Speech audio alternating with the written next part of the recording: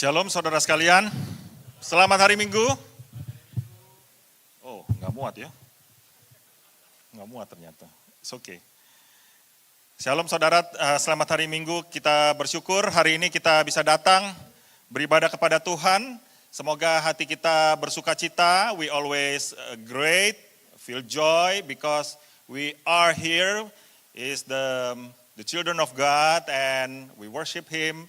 And we glorify His name, and we glad that this is the time for us to listen His word.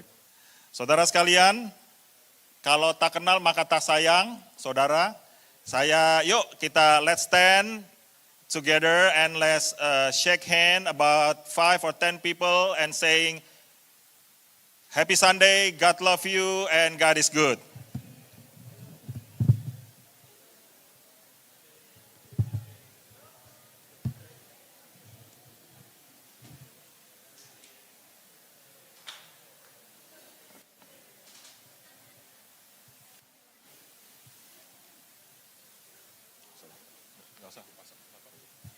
Oke, kalau yang sudah silakan duduk.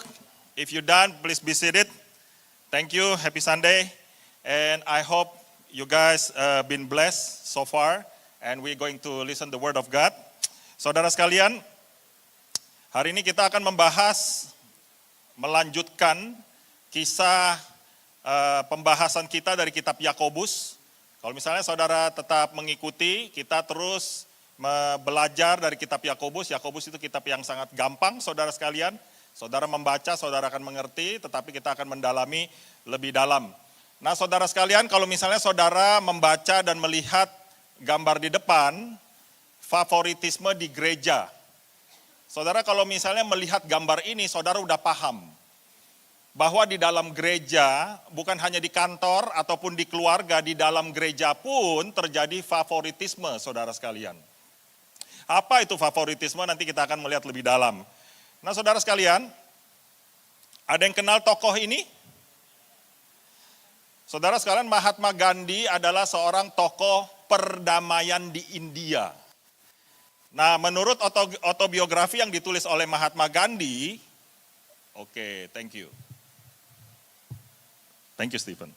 Saudara sekalian, menurut autobiografi yang ditulis oleh beliau, pada waktu itu dia lagi kuliah di Inggris. Nah, waktu dia kuliah di Inggris, dia membaca satu Injil, dan Injil itu mengkisahkan tentang kata-kata berbahagia atau khotbah di bukit. Berbahagialah orang yang miskin di hadapan Allah, berbahagialah yang suci di hadapan Tuhan, dan lain sebagainya. Dan saudara sekalian, pada waktu Mahatma Gandhi, dia membaca bagian kitab Injil ini, dia senang. Dia merasa sukacita. Dia mendapatkan satu inspirasi bahwa sebenarnya ajaran Tuhan Yesus itu bisa melepaskan dan membebaskan seseorang dari pemikiran favoritisme atau membeda-bedakan kasta. Nah, saudara sekalian, karena pada waktu itu dia merasa, wah saya pengen nih jadi seorang Kristen. Tetapi ketika dia di Inggris, dia masuk ke dalam satu gereja. Dan biasa saudara kalau di gereja pasti ada penyambut tamu, bukan? Lalu ada majelis, bukan? Lalu ada kalangan-kalangan tertentu dari kalangan jemaat. Nah, saudara, waktu Mahatma Gandhi masuk ke dalam gereja, karena dia perawakannya adalah kulitnya coklat dan lain sebagainya, dan pada waktu itu, pada zamannya, banyak sekali orang kulit putih, maka penyambut tamu disesalkan, dia itu menyuruh Mahatma Gandhi untuk duduk sesuai dengan golongan kalangannya, saudara. Dan pada waktu itu Mahatma Gandhi merasa, wah ternyata di gereja ini ada favoritisme. Ternyata di gereja ini ada kasta-kasta juga ya. Kalau gitu saya tidak akan mau ke gereja lagi. Karena buat apa saya ke gereja, ternyata mirip dengan apa yang terjadi di India, yaitu adanya perbedaan kasta. Lalu ada satu kalimat dari Mahatma Gandhi yang seharusnya menjadi perenungan kita pada siang hari ini, saudara. Mahatma Gandhi mengatakan seperti ini, saya suka dengan Tuhan Yesus Kristus. Tetapi saya tidak suka dengan orang Kristen yang tidak berperilaku seperti Yesus Kristus. Nah, saudara sekalian, penerimaan gereja terhadap setiap jemaat tanpa memandang status sosial dan apapun keadaannya, itu akan membawa dampak seseorang untuk berjumpa dengan Tuhan Yesus secara pribadi.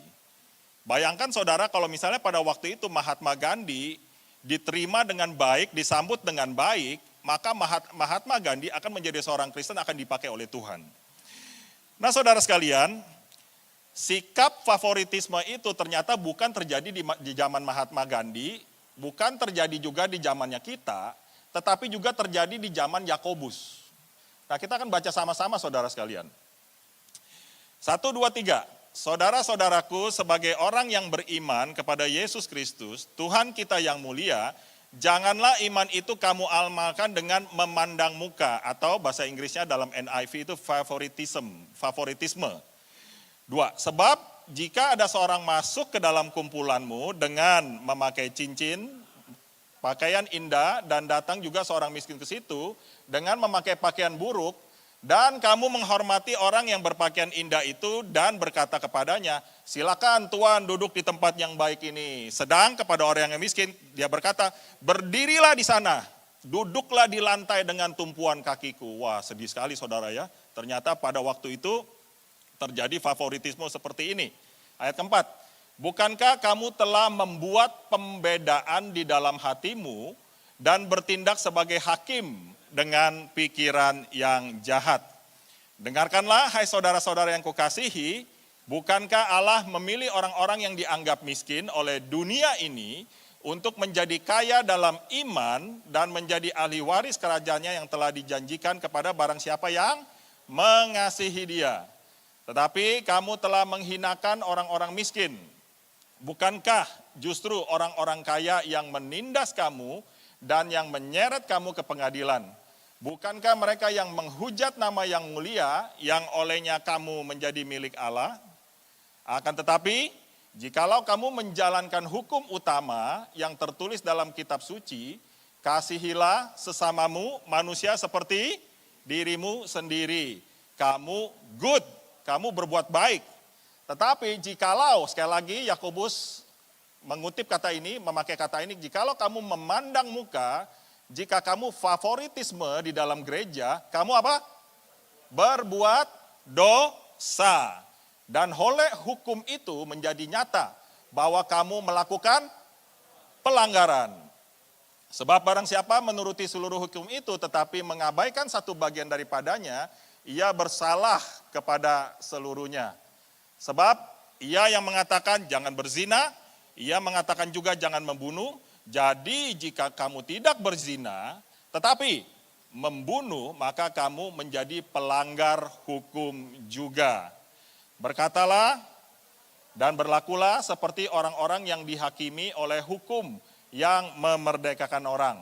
Sebab penghakiman yang tidak berbelas kasihan akan berlaku atas orang yang tidak berbelas kasihan. Tetapi belas kasihan akan menang atas penghakiman. Wah, panjang saudara sekalian ya. Tapi kita akan make it short, don't worry. Nah saudara sekalian, sebenarnya apa sih favoritisme itu saudara? Sebenarnya kita di dalam gereja itu kita tidak sadar favoritisme itu ada di dalam gereja tanpa kita sadari. Favoritisme itu adalah perlakuan istimewa terhadap seseorang. Oke? Atau kelompok tertentu untuk mendapatkan keuntungan pribadi atau kelompok. Nah, tadi waktu kita membaca firman Tuhan sudah jelas bahwa Yakobus mengarahkan nasihat dan ajarannya ke dalam gereja, saudara sekalian. Nah, saudara, pada waktu itu di zaman Yakobus, perbedaan ras, perbedaan status sosial, perbedaan agama itu menjadi hal yang sangat santer, yang menjadi yang sangat obvious saudara sekalian. Jadi sehingga pada waktu Yakobus menuliskan pesan ini adalah pesan yang memerintahkan kepada seluruh jemaat harus memandang setara di antara jemaat. Nah saudara sekalian, kita perlu tahu dan kita harus ingat, di dalam Galatia 3 ayat 28, ketika Yesus mati di kayu salib, ketika dia menebus setiap dosa manusia, dia tidak memandang kamu kaya, kamu miskin, kamu pakai kacamata, kamu nggak pakai kacamata, kamu cantik atau kamu kurang cantik, saudara sekalian. Tuhan Yesus itu tidak membedakan. Kamu kulitnya warna apa, kamu kulitnya warna itu, tidak membedakan saudara sekalian. Di dalam Galatia 3 ayat 28 mengatakan seperti ini. Karena kita semua adalah satu di dalam Kristus. Jadi sebenarnya waktu kedatangan Yesus, dia itu meruntuhkan semua tembok pemisah di antara kita. Supaya apa? Supaya kita ini di dalam Tuhan, di dalam satu gereja, kita adalah satu keluarga di dalam Tuhan Yesus. Nah saudara sekalian, kalau misalnya saudara satu kali dan berjumpa dengan seseorang yang memakai jam Rolex saudara sekalian, dan saudara tahu dia adalah orang kaya, apakah saudara pada waktu itu gentar nggak hatinya? Saudara apakah melakukan favoritisme kepada orang-orang yang kaya? Kalau misalnya saudara tahu bahwa di dalam kalangan jemaat ada orang yang sangat terkenal melalui YouTube lah, melalui apa segala macam, apakah saudara betul-betul men-treat orang itu dengan lebih istimewa? I want to become his friend because he's very famous. Oh, I want to become his friend because he's famous in TikTok, whatever. Atau I want to become his friend because he's very rich. Nah, saudara sekalian, kita harus hati-hati dengan cara pemikiran seperti ini. Penyambutan jemaat yang tadi Yakobus sudah katakan, itu ada dua jenis orang, saudara. Penyambutan terhadap orang kaya itu berbeda, yang lebih baik.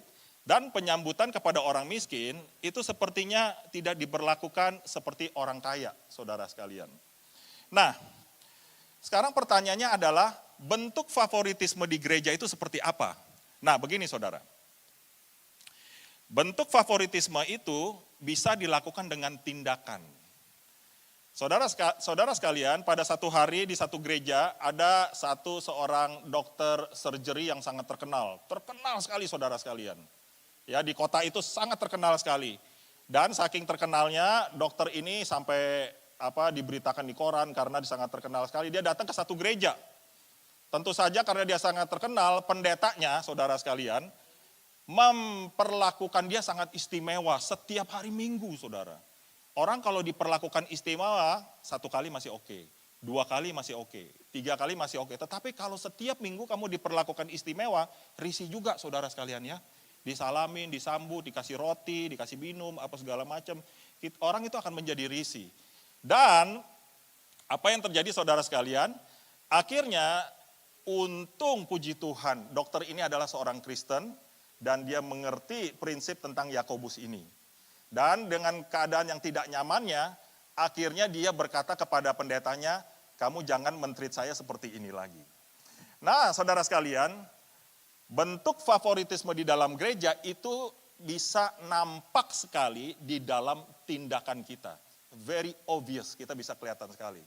Tetapi adakah bentuk favoritisme yang tidak kelihatan? Ada, saudara sekalian. Ini, motivasi dan apa yang engkau hakimi di dalam hati.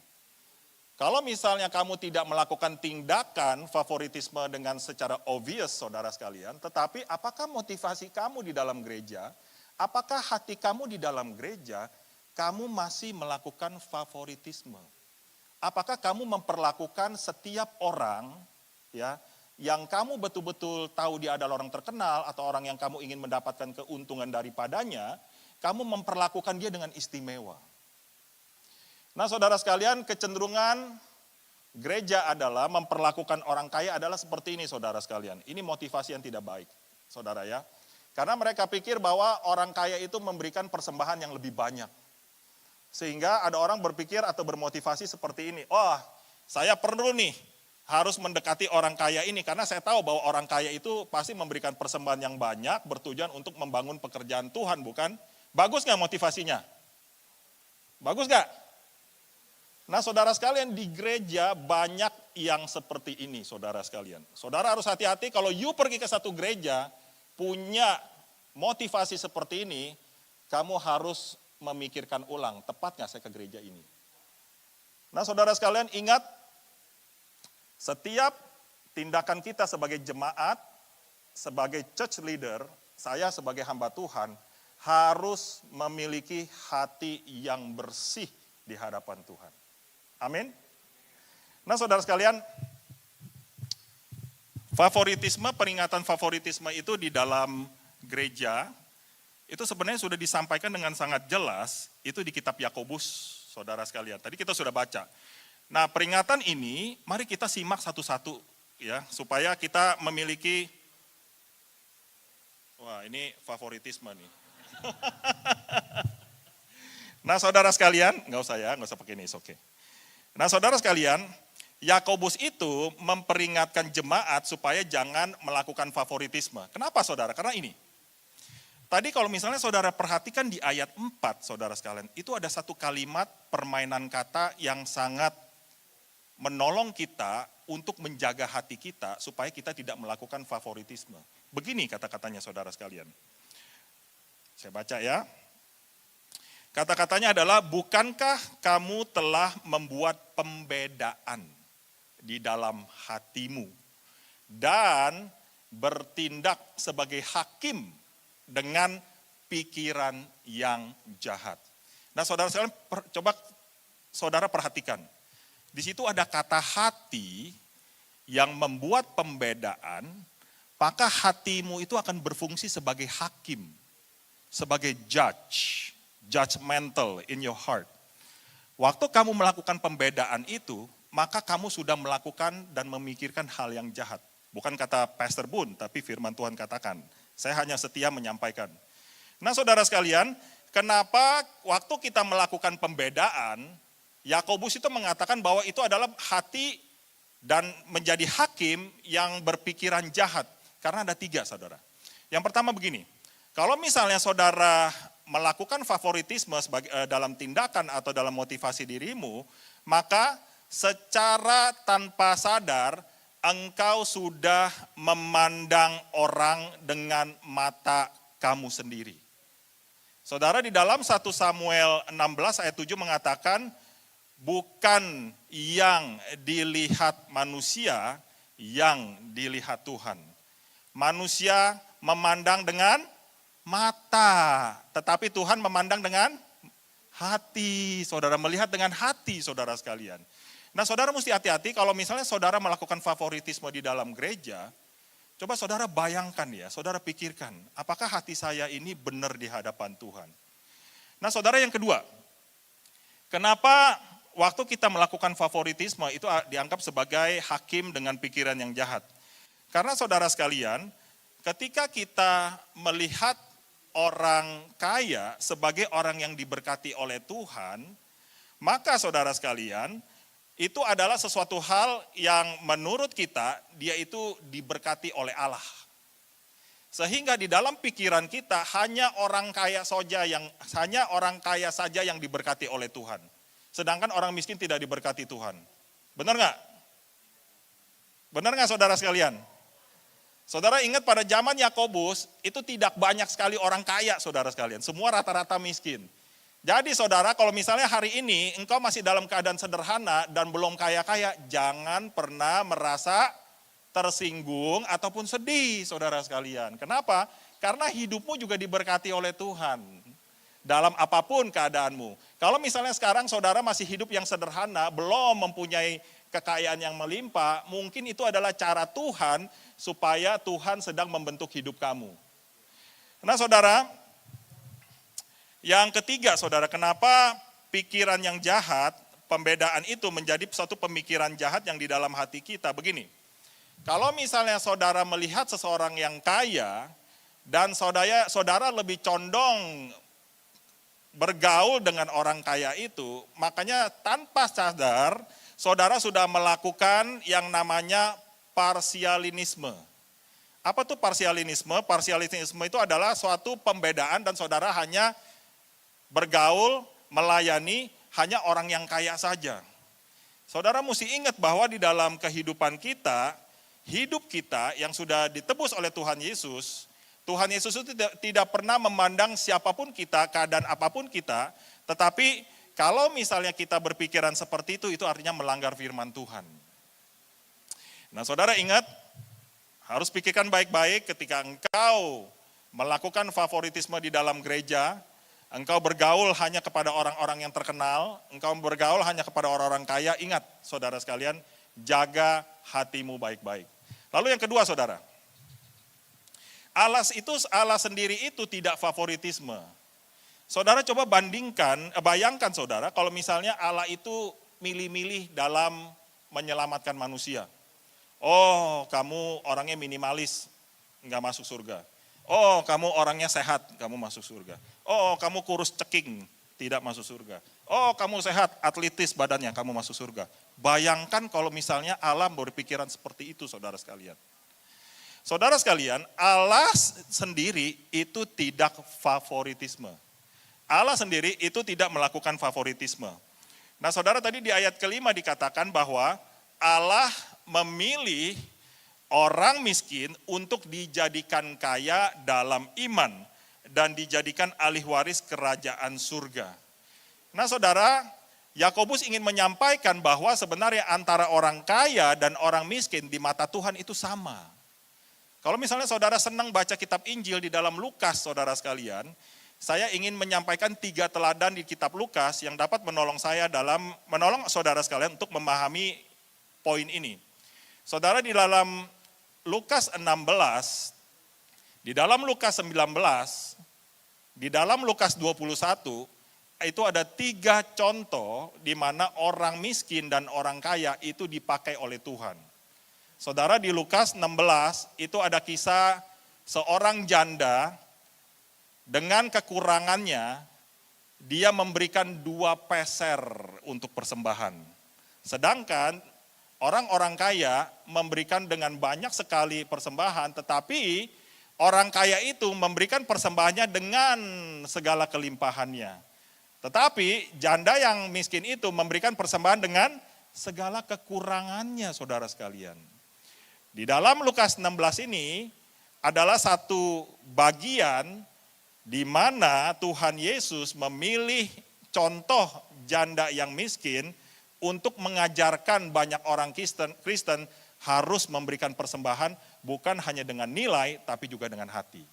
Lalu Lukas 19 saudara sekalian, kita tahu Lukas 19 itu adalah kisah tentang Sakeus. Sakeus ini siapa? Kita tahu, Sakeus ini adalah orang kaya.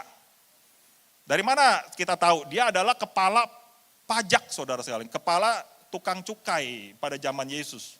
Kepala tukang cukai, kepala pemungut cukai pada waktu itu ketika dia diberikan job ini, dia itu punya satu otoritas untuk menarik cukai itu sesuai dengan keinginan hatinya. Jadi dia boleh peras orang dengan segala apapun yang ingin dia peras sampai sejauh mana. Tetapi saudara, waktu Sakeus itu berjumpa dengan Tuhan Yesus, lalu ada satu transformasi saudara. Mindsetnya berubah, hatinya berubah. Waktu dia berjumpa dengan Yesus di rumahnya, Sakeus itu ngomong seperti ini saudara sekalian. Setengah dari hartaku, ya, aku akan memberikan kepada orang miskin. Dan jikalau ada orang miskin yang pernah aku peras, aku akan kembalikan 4 kali lipat. Saudara sekalian, Tuhan Yesus Allah tidak favoritisme. Dia tadi memakai seorang janda, dia memakai Sakeus untuk mengatakan bahwa ketika seseorang berjumpa dengan Tuhan, maka di dalam hatinya itu akan ada satu transformasi kehidupan. Orang yang udah ditransformasikan kehidupan oleh Tuhan, maka cara pikirnya akan berbeda. Dia akan melihat dengan cara pikir Kristus, bukan dengan cara pikir dirinya sendiri.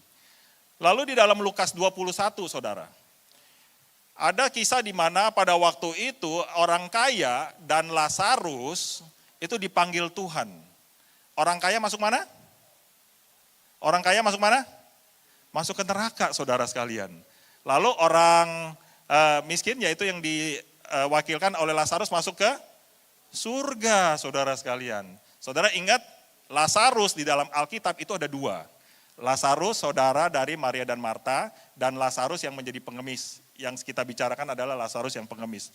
Nah saudara sekalian, ketika Tuhan memakai contoh Lazarus sebagai pengemis ini, ya, orang yang miskin ini, sebenarnya Tuhan Yesus ingin supaya agar kita belajar kepada setiap orang miskin. Ya, Tuhan bisa memakai orang miskin untuk mengajarkan kita tentang kehidupan setelah mati. Nah, saudara ingat Tuhan itu tidak membeda-bedakan. Tuhan itu tidak favoritisme. Jadi kita sebagai anak Tuhan sudah selayaknya lah kita harus membagikan pelayanan kita, membagikan hati kita kepada setiap jenis orang. Amin, saudara. Nah, saudara sekalian, tadi di ayat yang ke-7 dikatakan orang kaya itu menghujat nama Tuhan. Di ayat ke-7. Apa maksudnya orang kaya itu menghujat nama Tuhan? Kata-katanya agak serem, saudara ya. Saya sih nggak kaya-kaya sekali, saudara. Tetapi ini kayaknya serem sekali, saudara sekalian. Nah, saudara sekalian, kenapa orang kaya itu suka menghujat nama Tuhan, saudara? Ini adalah satu peringatan ya. Bagi saudara yang lagi berjalan menjadi kaya, saudara dengarkan perintah ini, firman Tuhan ini. Kalau saudara yang belum kaya, ya saudara juga dengarkan. Kalau saudara yang sudah kaya, saudara harus waspada hatimu. Begini saudara, kenapa orang Kristen itu suka menghujat Tuhan? Kalau misalnya saudara perhatikan di 1 Timotius 6 ayat 10, cinta akan uang adalah akar dari segala kejahatan. Kenapa? Waktu seseorang berburu atau memburu uang, maka banyak orang yang mulai menyelewengkan imannya, saudara sekalian. Kita suka mendengar kesaksian bahwa banyak orang-orang Kristen yang tadinya hidupnya sederhana, gitu ya. Dan akhirnya dia diberkati oleh Tuhan dengan segala kelimpahan dan kekayaan saudara, dan akhirnya mereka meninggalkan Tuhan. Nah, saudara sekalian, ingat orang kaya yang memiliki segala sesuatu, maka di dalam pikirannya dia tidak perlu apa-apa, saudara sekalian. Dan ingat, orang kaya yang mencintai uang, tidak mencintai Tuhan, maka hatinya itu harus selalu ada uang, saudara sekalian. Jadi kita harus waspada, saudara. Firman Tuhan mengatakan, ingat, waktu kamu berpikir hanya orang kaya yang diberkati oleh Tuhan, Yakobus itu membukakan pikiran mereka, ternyata banyak orang kaya yang juga menghujat Tuhan. Nah, pada zaman Yakobus, saudara sekalian, pada waktu itu bagaimana caranya orang kaya itu menghujat Tuhan? Saudara, pada waktu itu ada jemaat orang kaya, ada jemaat orang miskin. Lalu yang kaya ini, saudara sekalian, dia itu waktu ada hari Sabat, mereka tidak mengizinkan anak buahnya untuk beristirahat pada hari Sabat. Pada waktu dia tidak mengizinkan anak buahnya untuk beristirahat pada hari Sabat, dan anak buahnya kritik dong ya, kenapa saya nggak boleh, ini kan sesuai hukumnya. Dan pada waktu itu orang kaya mulai menghujat nama Tuhan Yesus. Kamu kan pengikut Tuhan ya, kamu lakukan ini, kamu tidak sesuai. Nah, saudara sekalian, ingatlah, ketika kita menjadi orang kaya, ketika kita menjadi anak Tuhan, Tuhan itu melihat hatimu. Tuhan itu melihat pikiranmu. Dan Tuhan itu melihat motivasimu. Apakah engkau benar di hadapan Tuhan? Nah, jadi saudara sekalian, ketika Yakobus memaksudkan orang kaya itu menghujat nama Kristus, tetapi kamu tetap menghormati mereka, kamu favorit kepada mereka, kamu ingat, orang kaya itu sebenarnya adalah yang menyeret kamu, dan mereka adalah orang-orang yang membawa kamu ke dalam pengadilan. Saudara lihat ya, kalau di Amerika ini, banyak sekali kejadian-kejadian, kalau kita suka live, lihat di TV atau di YouTube, itu banyak orang-orang kaya sue ini, orang-orang kaya sue dia, orang-orang kaya sue mereka. Jadi ingat saudara sekalian, orang miskin itu tidak pernah menghujat nama Kristus. Tetapi kalau misalnya kamu mengabaikan, menghina mereka, maka kita sebenarnya jangan-jangan berpikiran yang salah, saudara. Nah, saudara sekalian, favoritisme itu bukanlah tanda kasih Tuhan. Kalau misalnya tadi kita perhatikan di ayat 8, ayat ke-9, saya baca untuk saudara ya. Akan tetapi jikalau kamu menjalankan hukum utama yang ada tertulis dalam kitab suci, kasihilah sesama manusia seperti dirimu sendiri, kamu berbuat baik. Tetapi jikalau kamu memandang muka, kamu berbuat dosa. Nah, saudara sekalian, Hukum terutama itu apa saudara?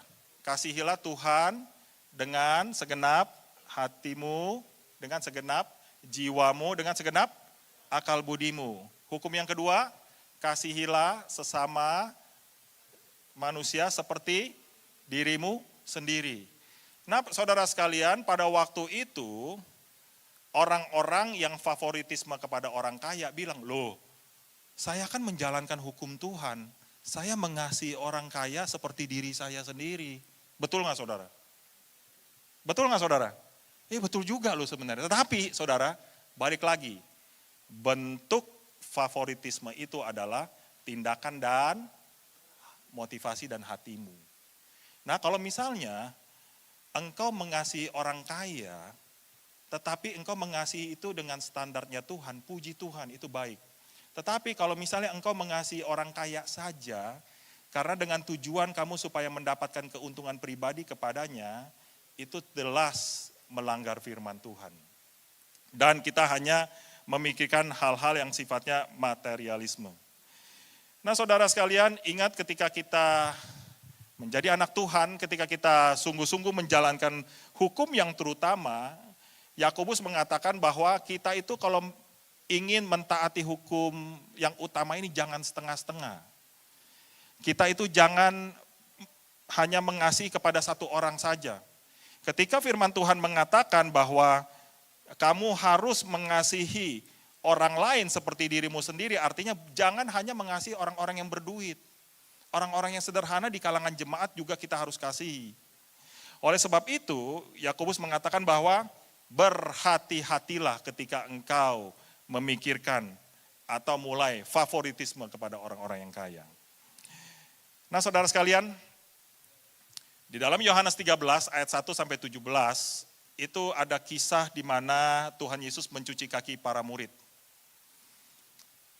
Murid Tuhan Yesus ada berapa saudara? Ada 12 ya. Yang menyangkal dan mengkhianati Yesus ada berapa? Yang menyangkal ada berapa? 1. Yang mengkhianati ada 1. Berarti 12 kurang 2, 10. Sekarang saya mau tanya saudara sekalian. Coba saudara bayangkan. Waktu Tuhan Yesus mencaci kaki murid-murid saudara, itu ada berapa orang? 12 ya. Kira-kira Tuhan Yesus tahu nggak Petrus itu akan menyangkal dia? Tahu.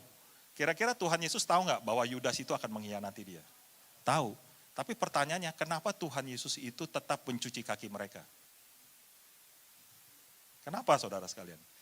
Karena saudara, Tuhan Yesus itu ingin mengajarkan kepada kita ketika kita melayani Tuhan, ketika kita ada di dalam gereja, kita harus melakukan dengan hukum Kristus tanpa favoritisme.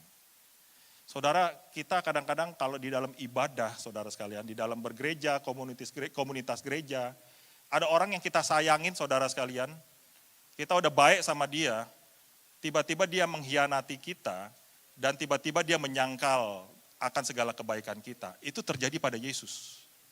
Saudara, misalnya kalau saudara perhatikan Yohanes 13 ini, satu cerita yang menyayat hati saudara.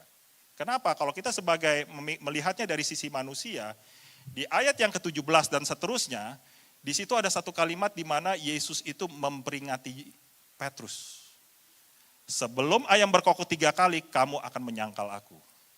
Lalu di ayat yang bawahnya, Yesus memperingatkan Yudas bahwa dia akan mengkhianati Yesus. Nah saudara sekalian, kita harus belajar sebagai anak Tuhan, kita sebagai anak-anak yang percaya kepada Tuhan, mari saudara kita jangan melakukan favoritisme. Kadang-kadang mungkin di dalam hati kita, dalam tindakan kita, kita tidak sengaja melakukan ini. Tetapi mari saudara, kenapa kita setiap hari Minggu saya mengajak saudara untuk berjabat tangan 5-10 orang. Supaya saudara belajar untuk menerima orang apa adanya saudara. Ya karena saudara mencintai Tuhan, saudara mengasihi Tuhan, oke, God, this is what I'm going to do. Saudara menyalami, saudara memberikan senyuman, senyumannya palsu nggak saudara? Asli nggak? Coba saudara sekarang ya, kalau di gereja, saudara belajar senyum. Coba senyum. Ya. Tapi jangan dipaksa, kalau dipaksa agak ngeri juga saudara. Ya. Saudara harus belajar senyum supaya apa? Supaya orang tahu, oh ternyata ini orang Kristen. Nah, oke, tidak panjang lebar. What difference can I make? Yang pertama ini saudara. Di dalam ayat 12, tadi Yakobus mengatakan hukum yang memerdekakan. Nah saudara sekalian, waktu Yakobus berkata hukum, di dalam pemikiran Yakobus itu ada dua jenis hukum saudara. Hukum yang tertulis yaitu hukum Taurat, dan hukum yang ada di dalam hati manusia. Saudara sekalian, sebenarnya di hati kita tuh ada hukum saudara ya. Saudara tahu kalau misalnya mencuri salah nggak? Salah. Kalau nyopet nggak kelihatan? Nyopet artinya. Kalau mencuri tanpa nggak ketahuan salah nggak? Kalau sekarang kalau misalnya saudara nggak nemu $100 di jalan, saudara ambil atau saudara ambil? Nah saudara sekalian yang saya katakan begitu ya. Sebenarnya hukum itu ada dua. Hukum yang tertulis di dalam kitab Taurat dan hukum di dalam hati kita saudara. Nah ketika Yakobus mengatakan hukum yang memerdekakan. Apa maksudnya hukum yang memerdekakan? Begini saudara. Saudara, waktu saudara percaya sama Tuhan Yesus, saudara itu punya beban dosa yang begitu berat yang saudara masih pikul. Saudara punya masalah yang sepertinya saudara itu tidak bisa hindari dan saudara tidak bisa selesaikan. Tetapi in the moment that you believe in Christ and you repent sincerely, maka semua itu akan diampuni oleh Tuhan dan saudara itu akan mengalami satu kelegaan yang luar biasa. Sehingga prinsip ini, hukum yang memerdekakan ini, itu ada di dalam hatimu. Untuk itu saudara sekalian, Yakobus itu mengingatkan kepada kita. Ingat bahwa kita itu telah dimerdekakan dari dosa. Bukan karena kehebatan kita, tetapi itu karena belas kasihan Tuhan. Saudara itu harus punya mindset ini. Yang kedua, karena itu kita harus memiliki hidup sebagai orang yang telah menerima belas kasihan Tuhan, yaitu dengan juga bersikap berbelas kasihan kepada semua anak Tuhan. Saudara sekalian, kita semua yang sudah percaya kepada Tuhan, dosa kita sudah diampuni dan kita menjadi anak Tuhan dan kita melakukan pekerjaan-pekerjaan Tuhan, dan kita tahu ini semua adalah karena anugerah Tuhan. Kita tahu bahwa ini semua adalah belas kasihan Tuhan kepada kita. Tuhan itu sayang banget sama kita. Untuk itu saudara, mari prinsip dan anugerah yang Tuhan telah berikan kepada kita di dalam hatimu, kita juga lakukan itu kepada orang lain. Jangan engkau simpan sendiri. Ketika engkau melakukan itu kepada orang lain, jangan favoritisme. Tapi engkau perlakukan itu kepada semua orang. Teman kamu yang nyebelin, kamu juga belas kasihan kepada dia. Teman kamu yang baik, kamu juga belas kasihan sama dia. Teman kamu yang kadang-kadang suka ngomong-ngomong kasar sama kamu, kamu juga tetap belas kasihan sama dia. Lalu yang ketiga saudara, hilangkan sikap favoritisme tetapi melayanilah dengan kasih Tuhan, agar kita mengalami penghakiman yang penuh dengan belas kasihan dari Allah. Nah saudara sekalian, ketika kita belajar untuk mengasihi Tuhan, ketika kita belajar untuk belajar akan firman Tuhan, maka saudara akan memiliki dimensi yang berbeda dengan kata mengasihi.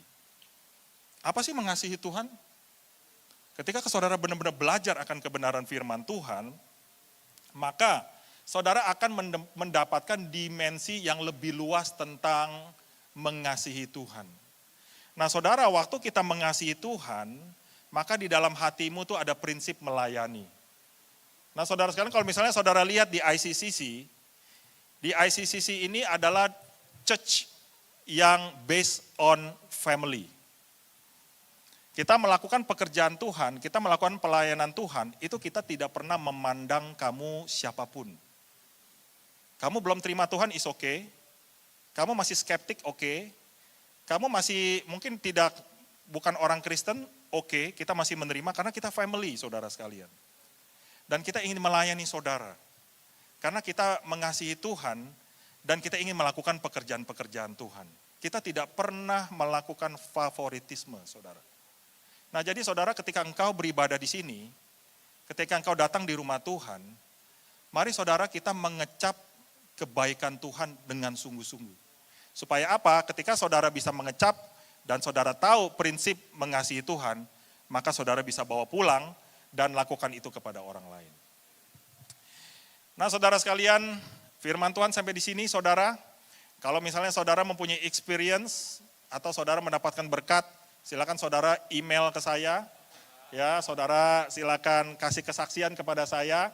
Tentu saja bukan saya yang terus memberitakan firman kepada saudara sekalian, tetapi setiap kesaksian saudara, pengalaman saudara itu akan menguatkan saya juga. Ya, mari kita berdoa. Bapa di surga, kami adalah anak-anak Tuhan, ampuni kami Tuhan bila kami berperilaku tidak benar, kami masih melakukan favoritisme di dalam hati dan pikiran kami, bahkan tindakan kami. Untuk itu Tuhan, karena saat ini kami boleh diajar melalui kitab Yakobus 2 ayat 1-13, bagaimana kami sebagai anak Tuhan harus memandang setiap jemaat Tuhan dengan kasih Tuhan, dengan kacamata Tuhan. Tuhan pimpin setiap jemaat-Mu yang saat ini sudah mendengar firman-Mu, biarlah mereka boleh dibentuk oleh Tuhan dan mereka mengalami kasih-Mu. Terima kasih Tuhan, dalam nama Tuhan Yesus. Amin. Saudara